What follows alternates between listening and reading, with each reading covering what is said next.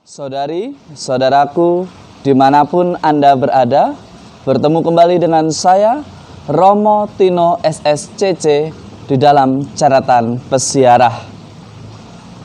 Di dalam hidup, meskipun kita adalah orang yang istimewa, meskipun kita adalah orang yang terberkati, tetapi ketika kita tidak sadar untuk selalu memperbaiki kesalahan kita dan berlaku kudus, sebagaimana Allah yang adalah kudus, kita pun akan menjadi batu yang tidak berguna dan akan dibuang serta diinjak orang.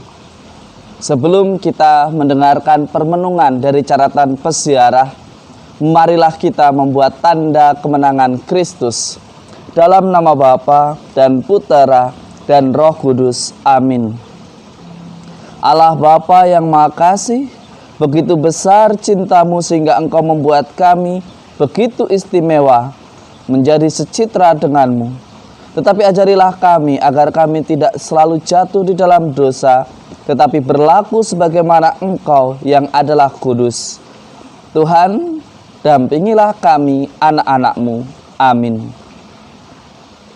Saudari, saudaraku yang terkasih di dalam Yesus Kristus, di dalam Kitab Kedua Raja-Raja, kita diingatkan dan diajak bersama-sama bangsa pilihan. Berbaliklah kalian dari jalan-jalanmu yang jahat itu, dan tetaplah mengikuti segala perintah dan ketetapanku, sesuai dengan undang-undang yang telah kuperintahkan kepada nenek moyangmu, yang telah kusampaikan kepada mereka dengan perantaraan hamba-hambaku para nabi. Saudari-saudaraku yang terkasih, Tuhan tidak memandang bahwa mereka adalah bangsa pilihan. Tuhan juga tidak memandang bahwa kita adalah orang yang begitu istimewa. Ketika kita tidak taat dan tidak setia, meskipun kita adalah orang pilihannya, maka tidak akan berguna di mata Tuhan. Maka hendaknya kita jika mengaku sebagai orang beriman, bergunalah, buatlah diri kita bermanfaat. Jangan hanya kita mengikuti kemauan kita, kesenangan kita, dan mengabaikan apa yang menjadi ajaran, tuntutan sebagai orang yang beriman. Sebagaimana dikatakan di awal, jangan kita mengaku diri sebagai orang beriman, tetapi tingkah laku kita seperti batu yang tidak akan ada gunanya selain diinjak dan dibuang oleh orang.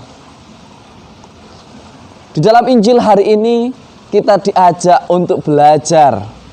Jangan mudah menjadi pribadi yang menghakimi sebelum melihat, sebelum kita mendengar, sebelum kita datang sendiri menyaksikan fakta yang ada.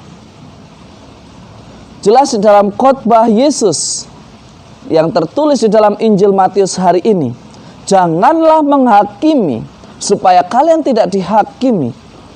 Karena dengan penghakiman yang telah kalian pakai untuk menghakimi, kalian sendiri telah menghakimi diri sendiri.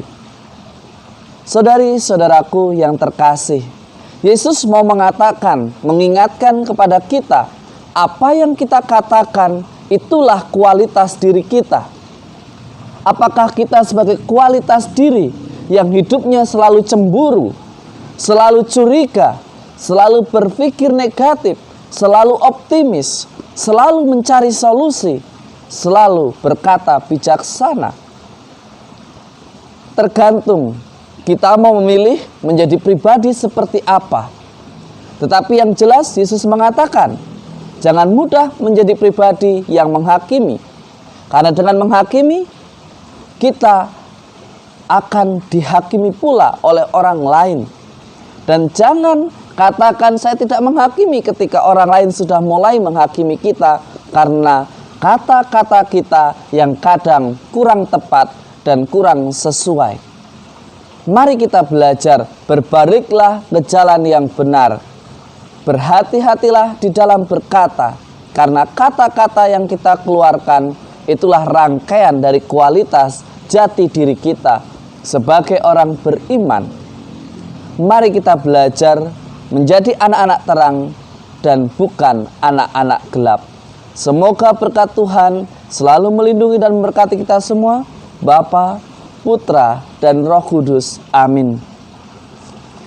Saudari-saudaraku yang terkasih,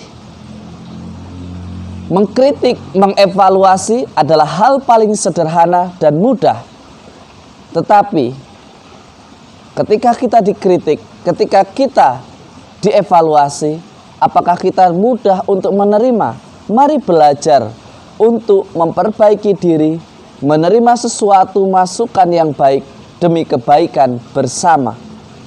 Jangan mudah menghakimi, karena dengan menghakimi kita harus siap untuk dihakimi.